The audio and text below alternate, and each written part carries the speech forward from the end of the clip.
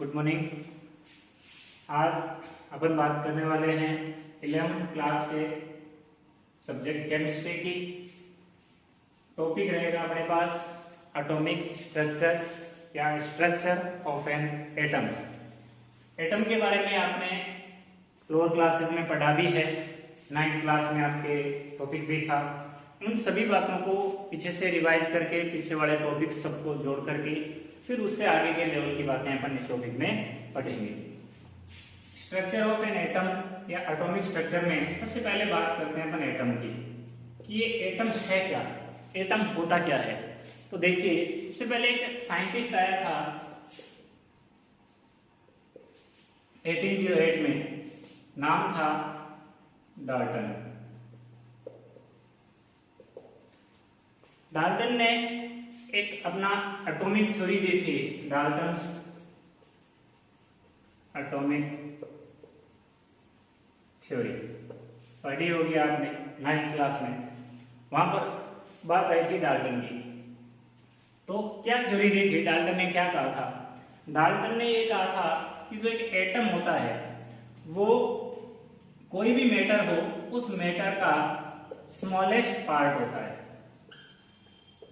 Smallest part, सबसे जो छोटा पार्ट होता है किसी भी मैटर का, वो क्या होता है? एटम होता है। अगर अपन कोई भी सब्सटेंस है उसको अपन छोटे से छोटे पार्ट में काटेंगे, डिवाइड करेंगे, तो सबसे छोटा पार्ट अपने पास में क्या बनेगा? एटम बनेगा। ये बात किसने बताई? डाल्टन ने बताई। तो डाल्टन के अकॉर्डिंग ये बात होगी।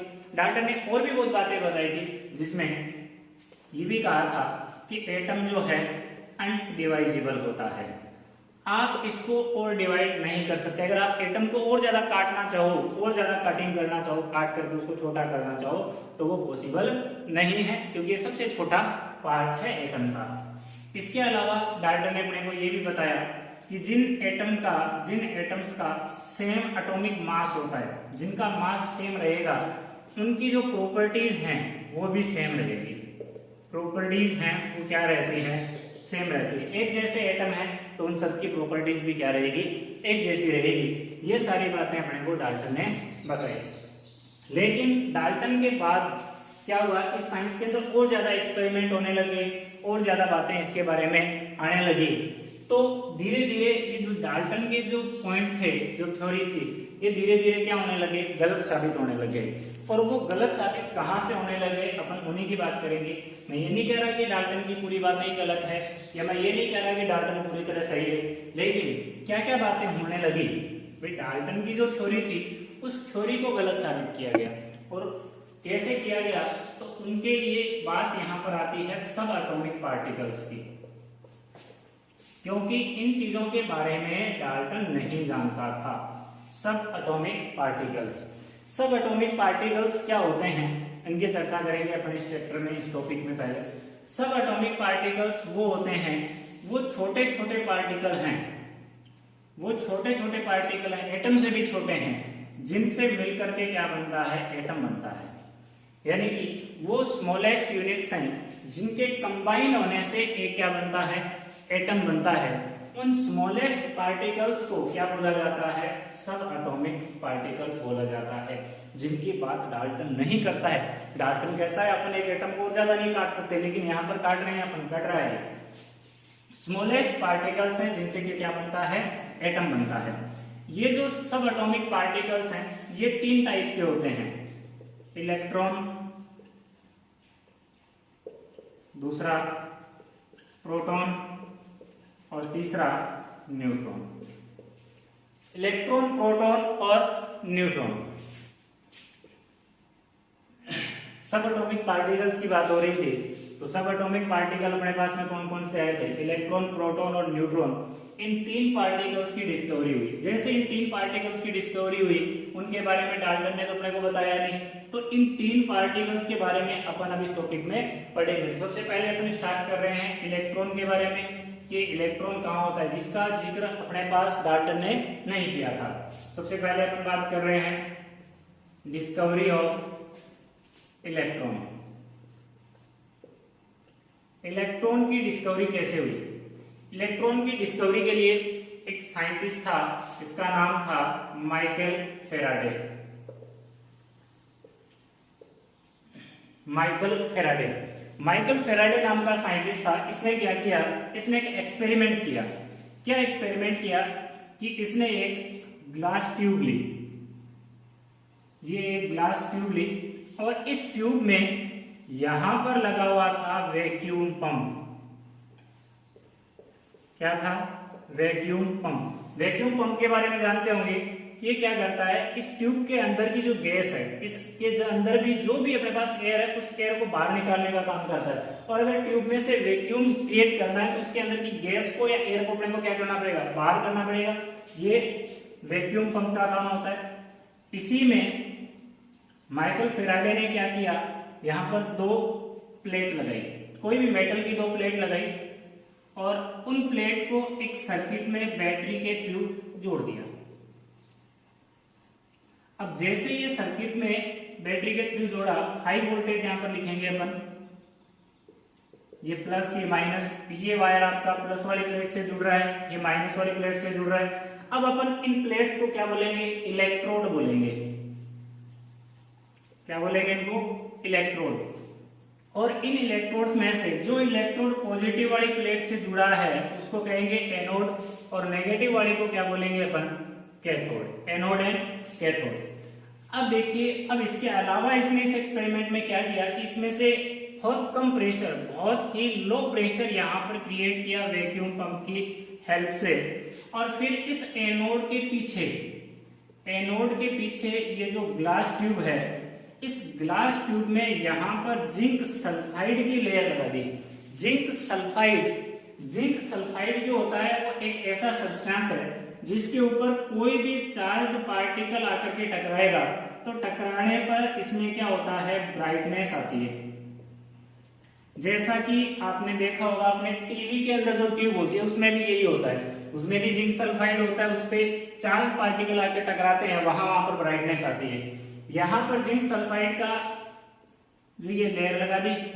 अब क्या किया, यहां पर हाई वोल्टेज दी। हाई वोल्टेज देने पर पहले तो कुछ नहीं होगा, क्योंकि अपने को पता है कि अपने पास दो वायर हैं, एक एनोड का है एक कैथोड का है, दोनों को अपन ने दूर दूर रख रखा है। जब तक अपन उन दोनों को आपस में टच नहीं करवाएंगे तब तक सर्किट में कोई करंट नहीं आना चाहिए। जैसे एक बल्ब के दो वायर है, अपन ने पकड़ रखे हैं दोनों हाथ में, दोनों को अपन ने टच नहीं करवाया तब तक करंट आगे पास नहीं होगा, बल्ब नहीं जलेगा, लेकिन दोनों को टकराना पड़ेगा। सेम वही कहानी यहाँ पर है। कुछ नहीं हुआ, इसने प्रेशर और कम किया, इधर वोल्टेज बढ़ा रखी है इसने, अप्रोक्सीमेट 10,000 वोल्ट, बहुत ज्यादा वोल्टेज होती है, इस वोल्टेज को लगा रखा है। फिर अचानक इसने देखा कि ये जो जिंक सल्फाइड की लेयर है इस पर कुछ ब्राइटनेस आने लगी। अब ये ब्राइटनेस कहां से आई, जबकि ना तो यहां पर अपन ने कुछ जोड़ रखा ना कुछ और, यहां ब्राइटनेस आती है। फिर इसने और प्रेशर कम किया तो ये पूरी की पूरी ट्यूब जो है उसमें ब्राइटनेस आती है। जैसे ट्यूबलाइट की ट्यूब जलती है, सेम वैसे ये पूरी ट्यूब जलने लगी, यानी कि इसमें ब्राइटनेस आ रही। अब इसने ये सोचा कि ये ब्राइटनेस क्यों आ रही है, इसके पीछे कारण क्या है। तो देखो, अब ये यहाँ पे इसने एनोड लगा रखा है, यहाँ ब्राइटनेस आ रही है, यानी कि कुछ ना कुछ सामने से आकर के टकराएगा चार्ज पार्टिकल, तभी तो ब्राइटनेस आएगी। तो इसने इन रेज को, इसने कहा कि यहाँ पर कैथोड से कुछ रेज निकल रही है और उन रेज को इसने नाम दिया कैथोड रेज। कि कैथोड रेज निकलती है, वो एनोड के पीछे जिंक सल्फाइड पे जाके टकराएगी और ब्राइटनेस क्रिएट करेगी। अब लोगों ने पूछा कि ये जो कैथोड रेज है इनके बारे में और बताओ हमें, तो इनकी प्रॉपर्टीज के बारे में बताने लगा माइकल फेराडे ने कहा कि कैथोड रेज कहां से निकलेगी, कैथोड से निकलेगी और कहां जाएगी, एनोड की ओर। यानी कि जो इनका ओरिजिन है वो ओरिजिन कौन सा है, कैथोड है, और जाएगी कहां पर, तो टुवार्ड्स जाएगी ये किधर, एनोड की ओर। ओरिजिन कैथोड से है, टुवार्ड्स जाती किधर है, ये एनोड की ओर जाती है।